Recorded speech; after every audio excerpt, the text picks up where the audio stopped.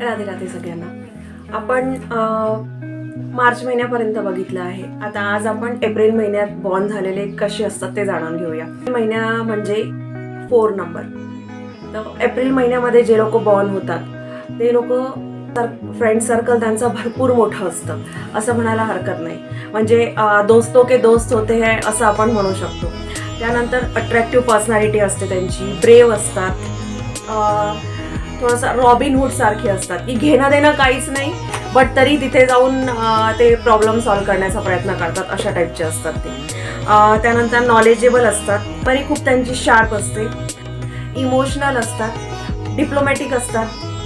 पण यांच्यामध्ये आहे ना थोडंसं यांना सुधारण्याची आवश्यकता असते असं आपण म्हणू शकतो.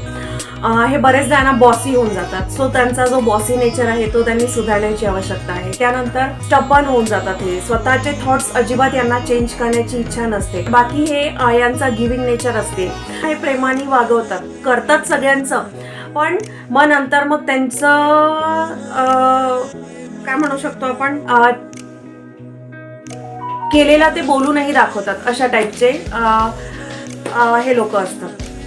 सो तुम्ही अशातले आहात का? एक तर करा तर मनापासून करा, बोलून नका दाखवू. कारण काय आहे ना की जर का तुम्ही असा तुमच्या केलेल्या गोष्टी जर का बोलून दाखवत आहात तर कुठे ना कुठे तुम्ही स्वार्थी आहात. सो स्वार्थीपणा नका करू.